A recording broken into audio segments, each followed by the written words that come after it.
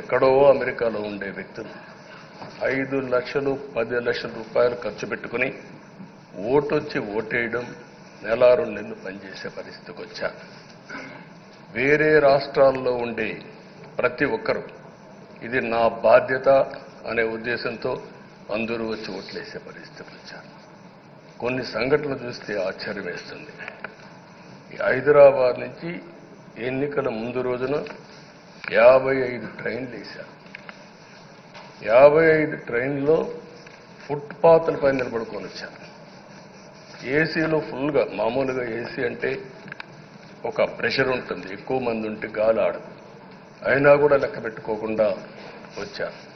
వీళ్ళందరినీ మనం పిలిస్తే రాలా, మనం ఆర్గనైజ్ చేస్తే రాలా. కానీ ప్రజలు గెలవాలి, ఈ రాష్ట్రాన్ని కాపాడుకోవాలని పిలిపించాం. ఎన్డీఏ, పవన్ కళ్యాణ్ గారు, బీజేపీ, తెలుగుదేశం ముగ్గురం కలిసి దాంతో స్పందించి పెద్ద ఎత్తున ప్రతి ఒక్కరూ మా బాధ్యతను వచ్చారు. అదే మాదిరిగా పేదవారు భోజనం తెచ్చుకొని బస్సుల్లో వచ్చి ఓటేసి మళ్ళీ వెళ్ళారు. అంటే అంత అభిమానం చూపించారు. వాళ్ళ రుణం తీర్చుకోవాల్సిన బాధ్యత ఈ సభ పైన ఉందని చెప్పి మీ అందరికీ తెలియజేస్తున్నా. ఆ బాధ్యతని మన కళ్ల ముందు ఎప్పుడూ కనపడవలసిన అవసరం ఉంది. ఈరోజు రాష్ట్రం విధ్వంసమైన రాష్ట్రాన్ని మళ్లీ గాడిన పెట్టాలి. మంత్రులందరం ప్రమాణ స్వీకారం చేశాం. పవన్ కళ్యాణ్ గారు అందరం కూడా చేశాం. కానీ ఈరోజు ఒక్కసారి ఆలోచిస్తే ఎక్కడున్నామో తెలియని పరిస్థితి, ఎంత అప్పు ఉందో తెలియని పరిస్థితి, చాలా సమస్యలు ఉన్నాయి. అయితే ప్రజలు మంచి ఎమ్మెల్యేలు ఎన్నుకున్నారు.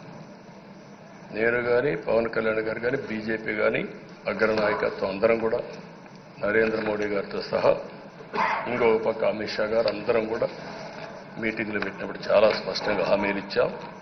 అవి నమ్మారు, మనలందరినీ ఎంపిక చేసుకున్నారు.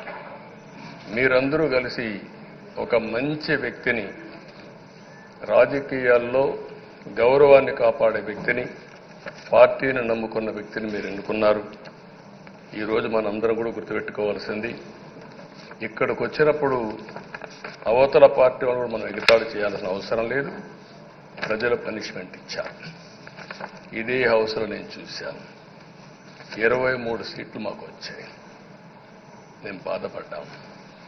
కానీ ప్రజాస్వామ్యాన్ని గౌరవించాలనే ఉద్దేశంతో ప్రజాస్వామ్యుతంగా పనిచేశాం. 23వ తారీఖు ఎన్నికల రిజల్ట్స్ వస్తే దాన్ని వక్రీకరించి 23వ తారీఖున దేవుడు రాసిన స్క్రిప్ట్ ఇది, మీకు 23 సీట్లు వచ్చాయని మాట్లాడారు. ఇప్పుడు నేను అడుగుతున్నా, కూటమికి 164 సీట్లు వచ్చాయి. 1, 6, 4 కూడుకుంటే 11 వస్తుంది. రాష్ట్రంలో దగ్గర 1631 రోజులు అమరావతి రైతాంగం ఆడబిడ్డలు ఉద్యమం చేశారు. ఆ 4 నెంబర్లు కలుపుకుంటే 1